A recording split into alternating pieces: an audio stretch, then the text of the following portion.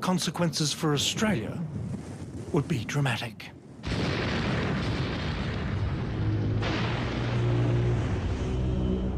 India and New Zealand had already slipped away. Now Antarctica and Australia were being torn apart. First, a great rift valley opened up and widened. Then Australia and Antarctica started to unzip from the west.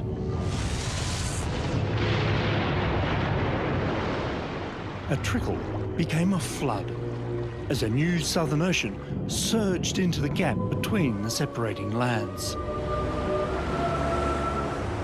Only Tasmania stood firm, holding the two continents together.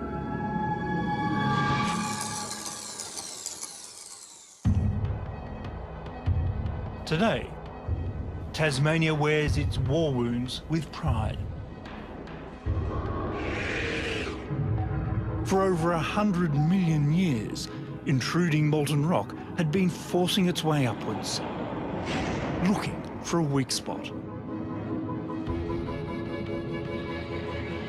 This is the volcanic dolerite rock that now dominates Tasmania. There's more of this rock here than anywhere else on Earth. Towering dolerite sea cliffs guard the coast. Dolerite punches through the highlands, and the rock glowers over the capital of Hobart itself.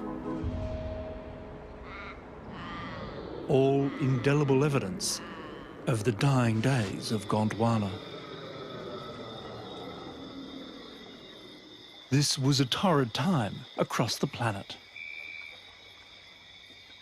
Although much of the Australian landmass still lay within the Antarctic Circle, the climate was warm rather than polar, thanks to a sudden surge of greenhouse gases that peaked around 55 million years ago.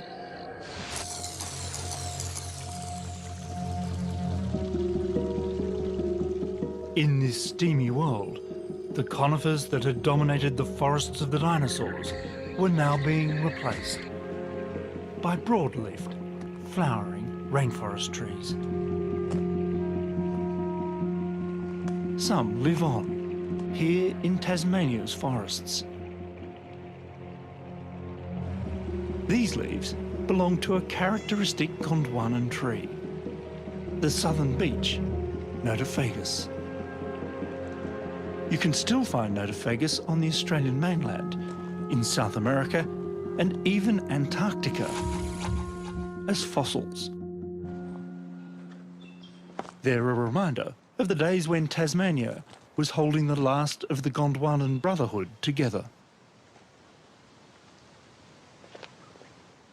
At the time, you could have walked all the way from Australia via Tasmania and Antarctica to South America without ever leaving the green embrace of the great Gondwanan forest.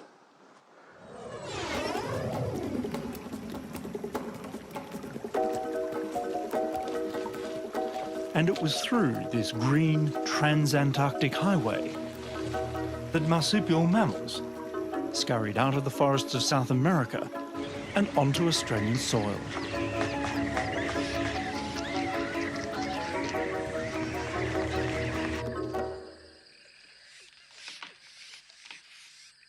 Marsupials, mammals with a pouch to carry their young, now dominate Australia. But marsupials were neither the first nor the only mammals in the country. They found themselves mingling with the monotremes, curious furry enigmas like the platypus that still laid eggs. A legacy from their distant reptilian ancestors. Only two types of monotreme live on our planet today, and they're both a little peculiar. Now this little guy, of course, he's a truly famous Australian. It's the echidna or tachyglossus, and it's one of the true survivors for the early ages mammals. And we know that because it lays eggs like the platypus. He's tunnelling to China, I think.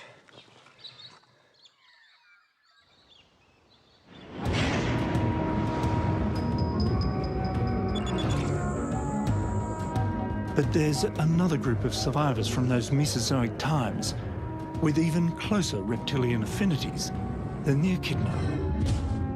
And they still inhabit the forests of their forebears.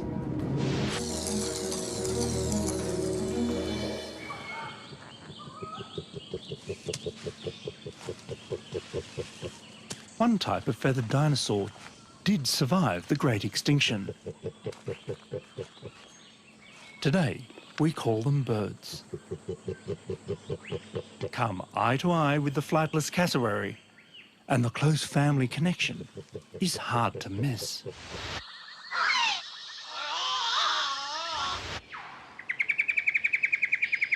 While cassowaries owe their existence to the dinosaurs,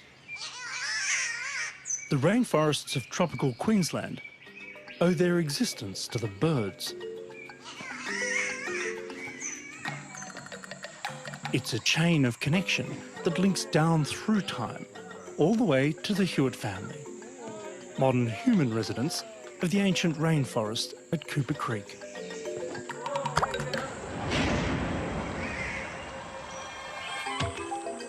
The cassowary has evolved to become a modern distributor, a job likely first done by herbivorous dinosaurs.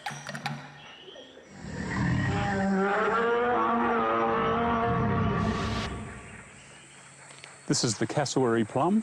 The cassowary is the only animal large enough to be able to swallow this fruit whole, and in doing so, increase its germination rate from 7% to an ultimate 92%.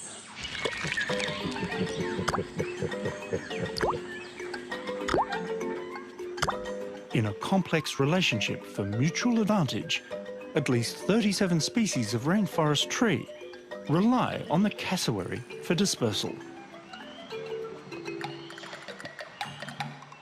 It's a big job, but someone's got to do it. Thornton Peak is the place that gets well over 10 metres... Neil Hewitt makes a living here too, sharing the rich botanical heritage of his 130-million-year-old back garden with visitors like me. Here in the Cooper Valley is the world's richest diversity of primitive flowering plant families found anywhere on the planet. These rainforests are extremely old, far older than the Amazon, and probably the oldest continuously surviving jungle in the world.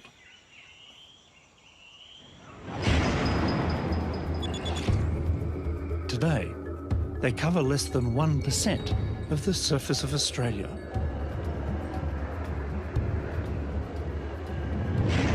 It seems hard to believe that for so many millions of years, most of this now arid continent was festooned with forests of almost unimaginable richness.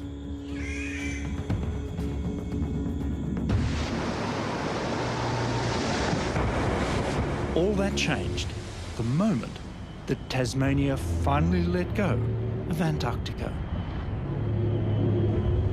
And with the apron strings torn asunder sometime between 30 and 40 million years ago, Australia sailed free from the rest of the world. When not only Australia, but the Patagonian tip of South America also let go of Antarctica, cold ocean currents were able to sweep freely around the southern continent for the very first time. And Antarctica's fate was sealed. Encircled by icy currents, Antarctica and all who sailed on her began to freeze solid. Australia, loaded to the gunwales with Gondwanan refugees, set course for the tropics. A raft of life, adrift on a sea of change.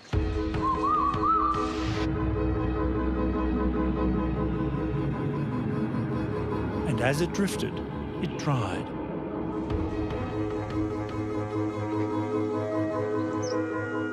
It was more than a passage into warmer climates. The freezing of Antarctica had taken much of the planet's available fresh water with it. This was the trigger for one of the planet's great biological experiments. Isolated and alone now, Australia's plants and animals began taking on their own unique identity. A remarkable rocky record of this defining moment has been found at Riversley in northwest Queensland.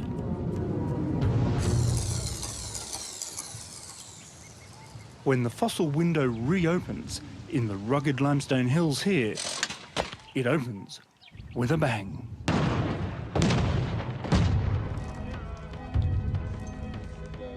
For prehistoric animal hunters like Mike Archer, Riversley is one of the richest caches on the continent. We know nothing about Australia's mammals right through the period when Australia separated from Antarctica at 35 million years ago, until suddenly the window is thrown open and there are thousands of fascinating things to look at. They document the last 26 million years of Australian history in exquisite detail. With every fossil-rich boulder recovered and bone, tooth and jaw released from acid bath, the ancient animals of Riversley are telling their own backstory of Neogene Australia.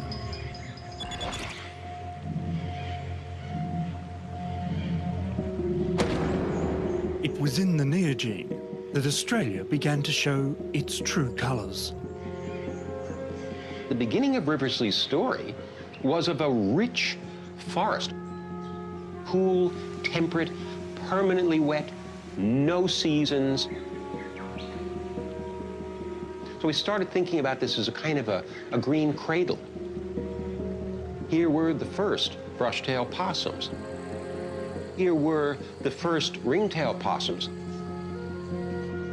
Here were the first koalas. All the things people think about today as typically Australian animals had their roots in these ancient rainforests.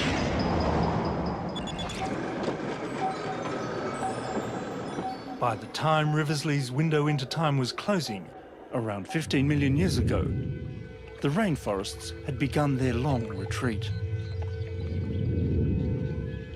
As the continent edged closer to the equator, the blooms of many new types of flowering plants started bursting out across the land.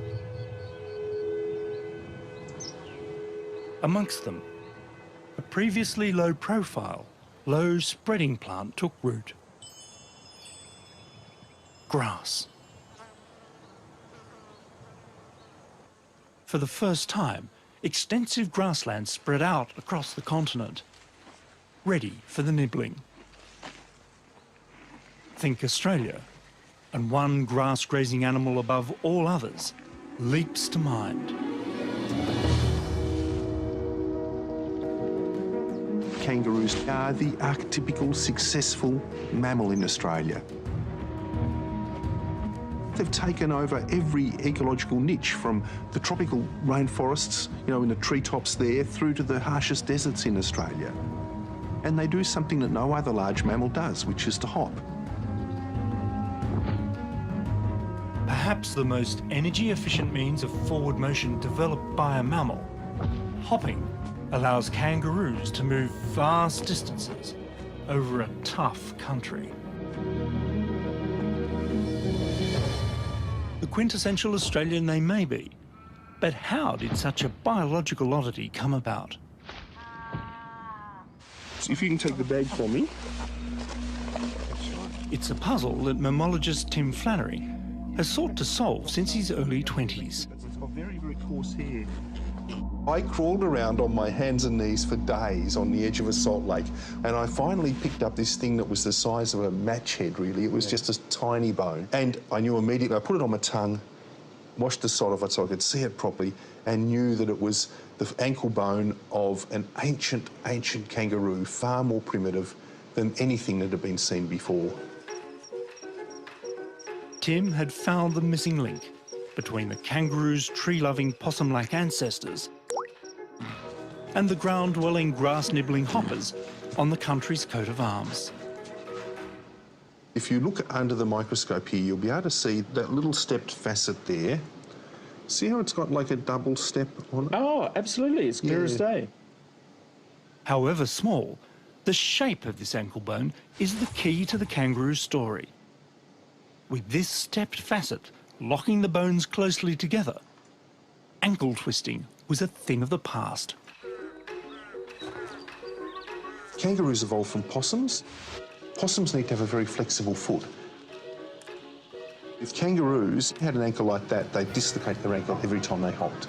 And that step structure is what they evolved.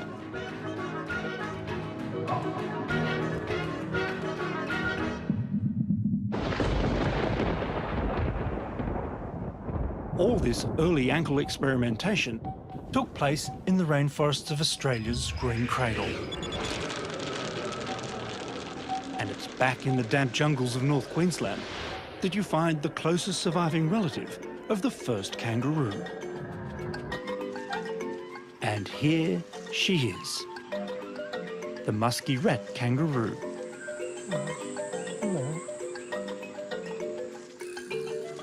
The most primitive living member of the kangaroo clan, and a living fossil. The first thing you'll notice about this busy little girl, no matter how long I sit here watching her eat food in the forest, she'll never hop. Hopping for kangaroos came later.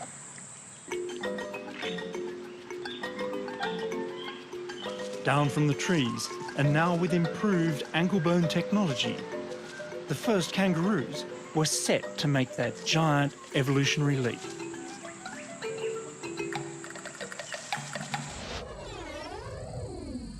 And in many ways, the story of their evolution charts the course of the drying out of the continent itself.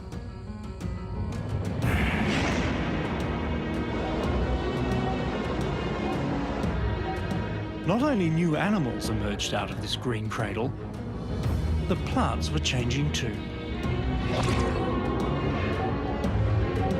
The old Gondwanan forests shrank steadily back to the country's damp coastal corners. And in their place rose another true Australian original, the gum tree.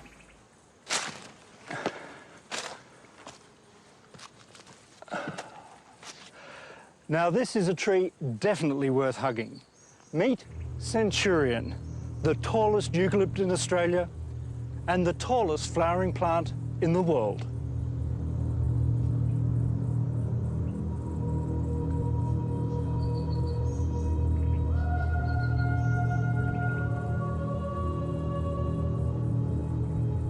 This towering Tasmanian mountain ash, a species of eucalyptus, has recently been laser measured at 327 feet high.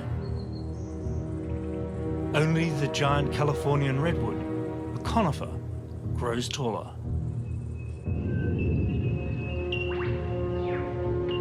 The eucalypts have come to dominate the country. Gum trees have proven themselves in the toughest environments Australia can throw at them. They laugh off droughts and stand tall in the floods that follow. They soldier on deep in snowfall and respond to the perishing heat of a bushfire with a burst of new green growth. These are the trees that love a sunburnt country.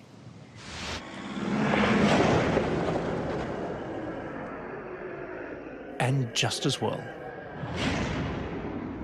About 5 million years ago, desert began to finally claim Central Australia. The last vestiges of a jungle flora, now surrounded by a sea of sand and spinifex grass, found refuge deep in natural soaks and damp gorges. Arid Australia had arrived. And so had the Quaternary.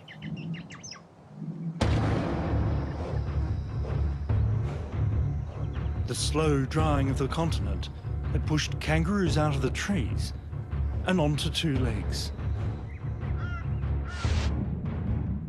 But as Australia drifted north, it blocked the flow of moisture to the west as well, pushing an upright ape to stand tall on the plains of Africa.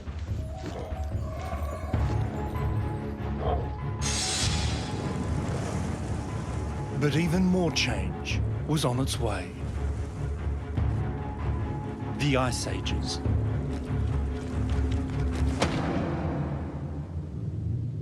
While Australia escaped the heavy ice sheets that remodelled the landscapes of the Northern Hemisphere, these cycles of freezing weather and glaciation sucked even more moisture from the sky. Sea levels dropped dramatically, exposing dry land from New Guinea to Tasmania.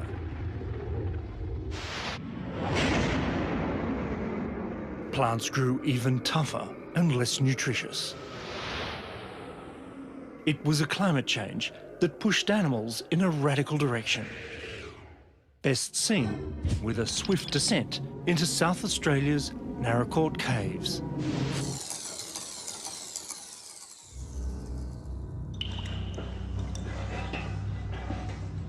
Paleontologist Gavin Prideaux has offered to guide me to the big game of Ice Age Australia. The ground under Narracourt is riddled with caverns, into which animals have stumbled and fallen to their deaths. As holes to the world above opened and closed over time, snapshots of a changing land were preserved in the subterranean darkness. In 1969, a team of scientific cavers pushed on into the bowels of the earth here, further than you might think sensible. This is the famous squeeze. So we're going through there?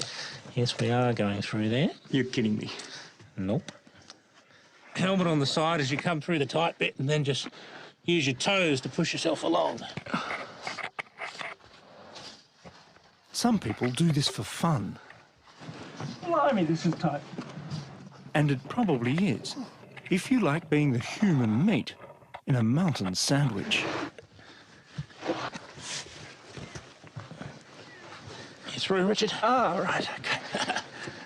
Okay. Most of the mammals that entered these caves never made it out alive. Well, here we are, Richard. The pit of doom. Certainly was. When the first cavers emerged into the Victoria fossil chamber, they came face to face with a megafauna graveyard.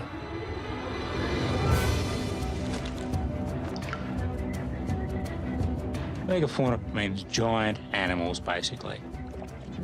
Big animals from the last million years or so.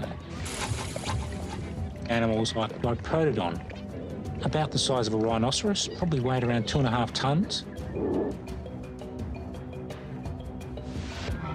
Diprotodon, the largest marsupial that has ever lived, grazed alongside the largest kangaroos of all time.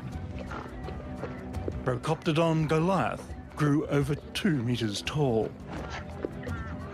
It all relates to the fact that larger animals have a much lower metabolic rate, and that means they can survive on much rougher, less nutritious vegetation, becoming more and more widespread across Australia as the country dried out. And of course the carnivores, the meat eaters, get bigger because the herbivores get bigger. This is the skull of Thylacoleo, Australia's marsupial supercarnivore. It had stealth, speed, and a bite force without mammalian equal. Thylacoleo was the top mammalian predator in Ice Age Australia. But not for long. A placental mammal made landfall somewhere on the northern coastline. It didn't fly in like the bats, or swim like the rats. This mammal must have come by boat.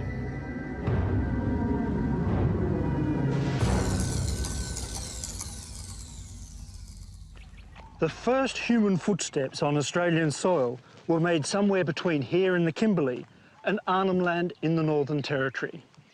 The people came out of the setting sun from Indonesia in the northwest, and they came a staggeringly long time ago. Modern science is now able to put dates on the arrival of the first people. Geochronologist Bert Roberts uses sand grains and laser light to peer back to the start of the human story. Using the very best techniques we can at the present stage, we now think that people got to Australia maybe 50 or 60,000 years ago. And the very earliest occupations took place in the north of the country, maybe through Kakadu, maybe through the Kimberley. Wherever those first people landed, they found themselves on a lonely, alien coastline. With the oceans rising behind them and a dangerous welcoming committee, they pushed on.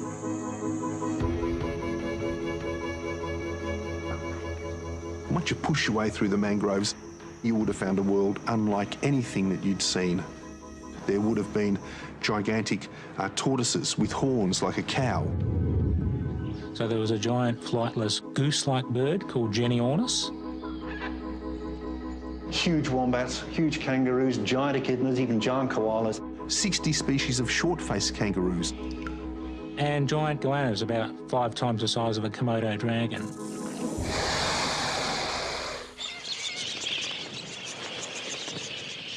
It was a land of plenty. From the beachheads of the tropical north, it seems the first people spread rapidly south. Following the coast and tracking inland along the watercourses, they penetrated deep into the heart of the continent.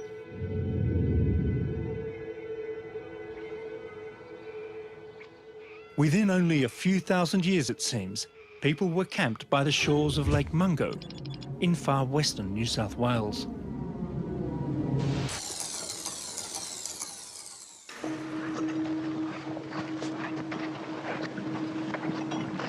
In 1969, fragments of a cremated skeleton were found weathering out of the bone-dry lakeshore. A second discovery soon followed. With dates firming at around 40,000 years, these are the oldest human remains yet found on the continent, and some of the oldest ritual burials in the world. Roger that, stone 4 done. This is bone 5. The crumbling clay of the prehistoric lake edge is still releasing secrets. Animal dinners cooked on fires amongst the dunes. Fragments of stone tools. Relics that speak to archaeologist Nicholas Stern of distant times. Changed climates and a forgotten landscape. My interest is primarily in the rubbish left behind from people's everyday life.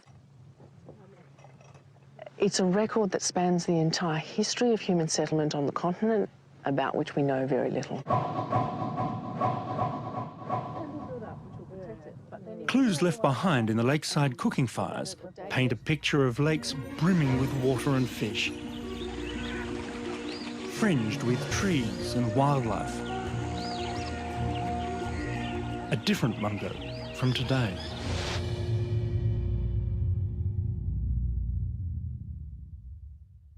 Mungo is a magic and moving place. You can walk in a landscape where people have been leaving footprints for over 50,000 years. There's few places on the planet with such a continual record of human occupation. Half close your eyes and you can almost hear the sounds of the people camped on the shoreline and enjoying a sunset, much like this. There are other ghosts in this landscape. Even before the first human burials here, the giant animals of the megafauna had disappeared from the continent. The timing alone suggests human involvement. But this remains a scientific cold case, hotly debated.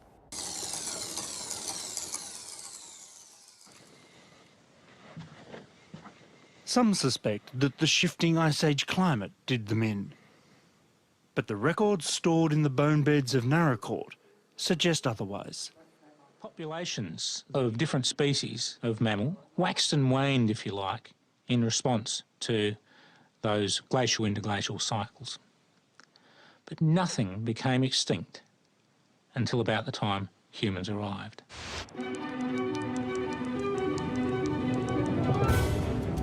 Whatever it was that killed these giant animals, a final desiccating wave of global glaciation was soon making life tough for the humans that survived them. At its peak, around 20,000 years ago, the bountiful land faltered. Forced back to the security of the lakes, Mungo people marked their passage on the edge of a drying clay pan. But these first Australians left behind more than footprints.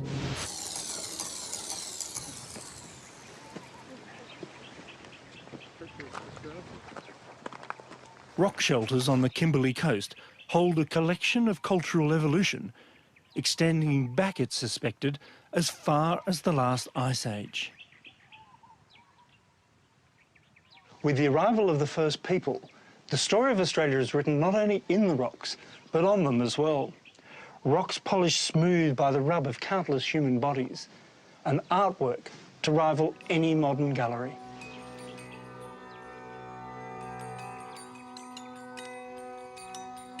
It's the art gallery that never closed, still cared for by the artist's living descendants, like Warrnambool man Greg Goonak. Oh, hi. Hello. Greg. Hey. Hello, welcome to Warrnambool country. Pleased to meet you. I'm so glad to be here. It's just so impressive. This is a collection of artwork that archaeologist June Ross and her team are keen to fully document and date. It is the story of Australia. It's a story of the people who were here first, but people have lived here very successfully for thousands and thousands of years, and we're very interested in knowing how they managed to do that. Recorded here are clues to how people adapted to the evolving climate.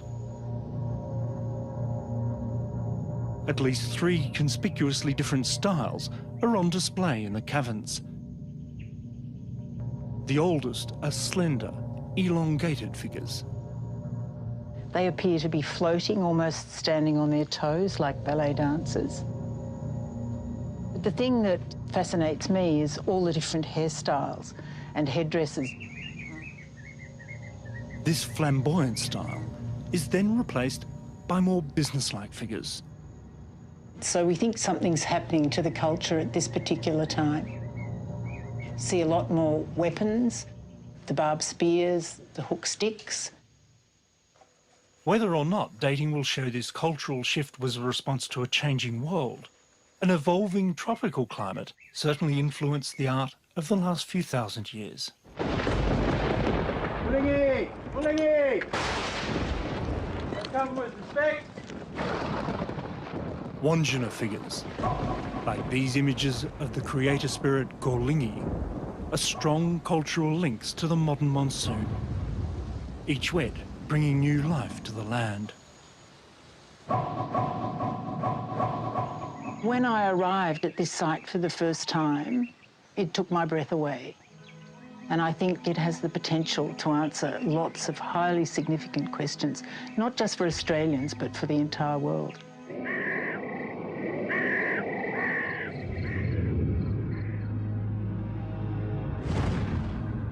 Across the country, Aboriginal Australians were witness to extraordinary change.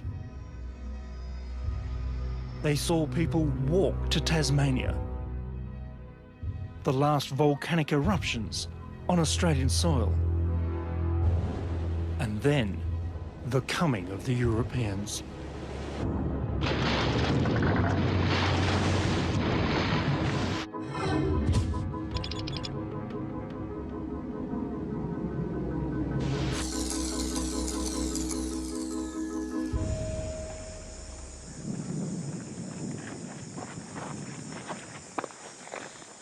When navigator James Cook climbed to the summit of Lizard Island in 1770, after running aground on Endeavour Reef, he was horrified to find that his ship and crew were trapped inside a coral labyrinth, the extent of which exceeded his worst nightmares.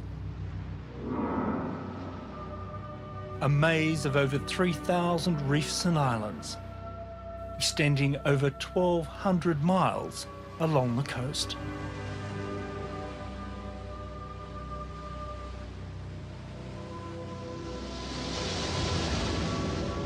Australia's Great Barrier Reef is probably one of the greatest reef systems the planet has ever seen.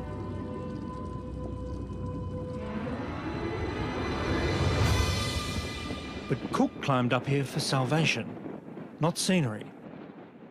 He was looking for a way out. Surprisingly, if Cook had come only about 10,000 years earlier, he wouldn't have seen the reef at all. His view from the coast to the horizon would have been of dry land, because the Barrier Reef hadn't arrived yet. At the height of the last ice age, sea levels plunged over 300 feet.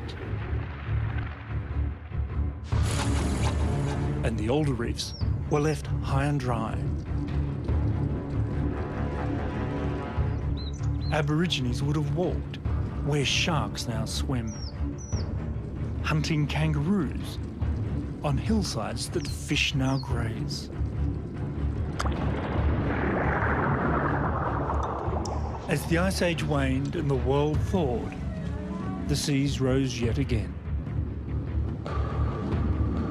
Coral larvae drifted in to reclaim the seafloor.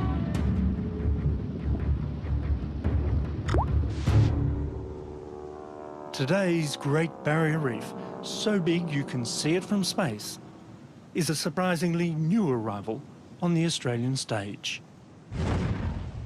And so, for the most part, are we. In many ways, you can think of James Cook's climb here to the summit of Lizard Island as a kind of turning point, the place from where our modern, still unfolding chapter of Australia's long story began. Because it's from here that he spied an escape route back to England, and the modern world soon followed.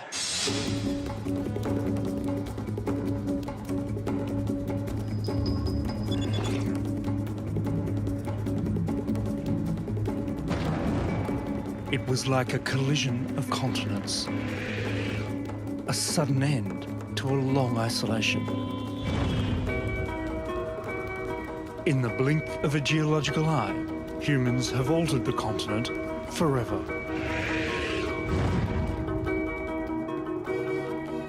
We've cleared and cultivated the land, losing prehistoric forests and ancient soils in the process. The rest of the world has been brought in with us in the form of animals and plants, pests and diseases. And much of what did live here has gone. Well, in here, Richard, really is the cabinet of catastrophe. Look at them all. This cabinet's full of mammal species that no longer exist. You know, what we've got here is a desert rat kangaroo, last seen in 1931, Central Australia. Beautiful, beautiful. Oh, look at the beautiful black subterminal bands. And these are short-faced potoroos. Last time these were seen, 1875. This is a pig-footed bandicoot, last seen about 1906 in Central Australia. And this is the final filmed record of the now extinct thylacine, the largest marsupial predator to make it into modern times. Now, the reason this was persecuted, this animal, was because it supposedly killed sheep. We now know that 80% or so of the sheep that did die were stolen by convicts. They weren't killed by this animal. What the film doesn't show is the moment when, in righteous indignation, the thylacine opened its remarkable marsupial jaws and bit the photographer firmly on his placental rear end.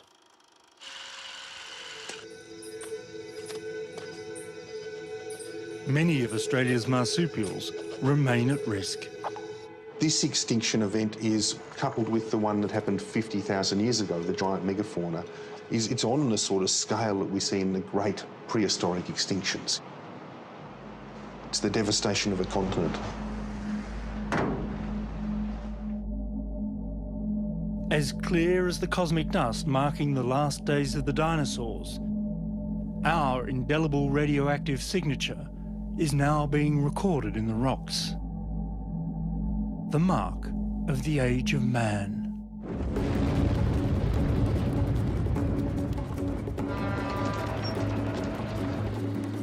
Around the world, we've become a powerful force of nature, the equal at least of any life form that has come before. You shouldn't underestimate the power of life to shape the planet. After all, it was industrious prehistoric bacteria in the shape of stromatolites that created Australia's vast iron ore deposits. And it's us, life in the form of humans, that can shift whole mountains of the stuff to the other side of the world.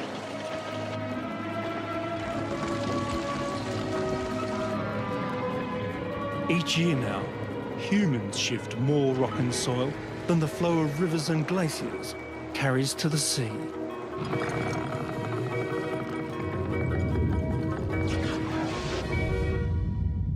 And civilization is on track to burn as much energy each year as is released as heat from within the Earth. In doing all this, we alter the chemistry of our thin, precious atmosphere and finite oceans. And the geological extinction record shows we do so at our peril. We may now hold dominion over the Earth, but the planet always wins in the end.